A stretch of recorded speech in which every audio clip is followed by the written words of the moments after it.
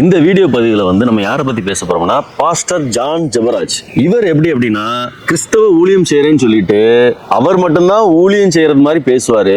அடுத்த போதகர் யாருமே சரியில்லை அப்படின்னு சொல்லிட்டு தான் மட்டும்தான் ஒழுக்கம், தான் மட்டும்தான் நீதிமான் அப்படின்னு சொல்லிட்டு இருக்க ஒரு போதகர். இவர் இப்ப என்ன பண்ணிருக்காரு அப்படின்னு பாத்தீங்கன்னா 2 சிறுமிகளுக்கு பாலியல் தொல்லை கொடுத்திருக்கிறாரு. அது மட்டும் இல்ல, பைபிள்ல இருக்குதுன்னு சொல்லிட்டு அவருக்கு சாதகமான விஷயத்தை மட்டுமே சுட்டி காமிச்சு ஒரு பணக்கார வாழ்க்கையை வாழக்கூடிய ஒரு போதகர் கூட. இவர் ஒரு போதகரா இருக்கிறதுக்கே தகுதி இல்லாத நபர் அப்படின்னு தான் நான் சொல்லுவேன். தான் மேல இருக்கிற தப்ப சரி செய்யாம அவர் சரியில்லை, அவர் சரியில்லை, இவர் சரியில்லை அப்படின்னு சொல்லிட்டு இப்ப அவரே சரியில்லாம போயிட்டாரு. இதை நம்ம என்ன சொல்லனே தெரியல. போதகர் இந்த மாதிரியான கீழ்த்தரமான விஷயத்த செய்யலாமா? இதுல வேற சில பேர் இவருக்கு சாதகமா குடி பிடிச்சுக்கிட்டு அவர் அப்படியெல்லாம் செய்ய மாட்டாரு அப்படின்னு சொல்றாங்க. இவரை நம்பி யாரெல்லாம் போய் இந்த மாதிரி என்ன விஷயங்கள்ல மாட்டிருக்காங்கன்னு இன்னும் விசாரணைக்கு அப்புறம் தான் அது வெளியே தெரியும். இந்த மாதிரியான போதகர்கள் பணத்தை மட்டுமே குறிக்கோளா வச்சு செயல்படுவாங்க. சோ இந்த மாதிரியான போதகர்கிட்ட நம்ம முக்கியமா கவனமா இருக்கணும் அப்படிங்கறத என்னோட தாழ்மையான வேண்டும்.